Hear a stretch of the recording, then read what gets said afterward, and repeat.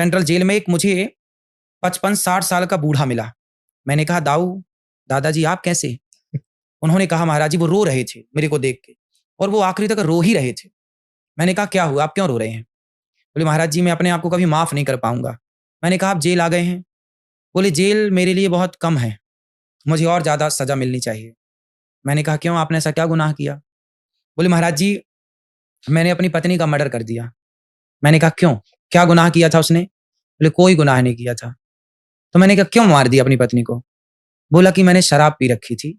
बोले, दिसंबर का महीना था, मैं शराब पी के आया, वो भोपाल का ही रहने वाला था। बोले, मैं शराब पी के आया और मैं आकर के ना बिस्तर पे लेट गया और मैं रजाई ओढ़कर सो गया।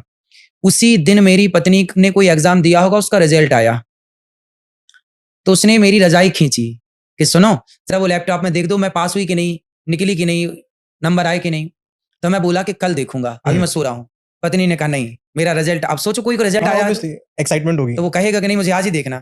तो पति बोला कि तू अब रजाई मत खींचना, मुझे सोने दे, यदि तू रजाई खींचेगी मैं तुझे मार दूंगा। पत्नी तो पत्नी है, तो दोनों में बड़ा प्यार था। तीसरी बार उसने रजाई खींची पति की, तो उसने उठ करके उसका हाथ पकड़ा, बिस्तर पे लिटाया और उसके गर्दन को, वो तो शराब पी रखा था, उसने दबाया तो सांस नली टूट गई। अब चूंकि शराबी था ना, उसको पता ही नहीं कि मैंने कितनी जोर से दबाया, पर उसने दबा दिया। ऑन द स्पॉट उसकी पत्नी मर गई और रात भर वो दोनों पड़े रहे एक साथ।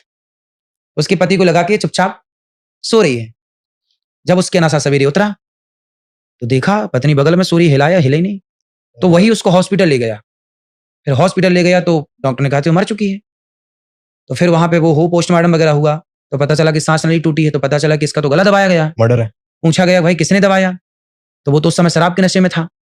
और उसने कहा कुछ कुछ याद करके कि हाँ मैंने तो मारने के भाव से नहीं, पर इसको मैंने कहा कि तू रजाई खींचेगी तो मारूंगा, तो मैंने तो गले यूं ही दबाया था, पकड़ा था उसका गला, मैंने दबाया नहीं था। पर उसका पकड़ना और उसका दबाना, चूंकि शराबी कितने जोर से दबाया होगा, मर गई बेचारी। अब उसके देखो पत्नी मर गई, वो चला गया जेल मर्डर केस में, 20 साल की सजा, और बच्चे हो गए अनाथ। एक अच्छा खासा घर एक शराब की बोतल के कारण तहस नहस, आज तक वो आदमी रो रहा है जेल के अंदर। किसके कारण? ये शराब है। जो मैं कहता हूं शराब मत पिया करो, तो शराब साहब क्या ना कराती। इसलिए बड़े बुजुर्ग कह गए हैं शराब ना पियो, हंसती खेलती जिंदगी में आग लगाना है तो शराब पी लो। अब उसकी पत्नी तो मर गई, वो जेल चला गया, बच्चे हो गए अनाथ, कौन पढ़ाएगा?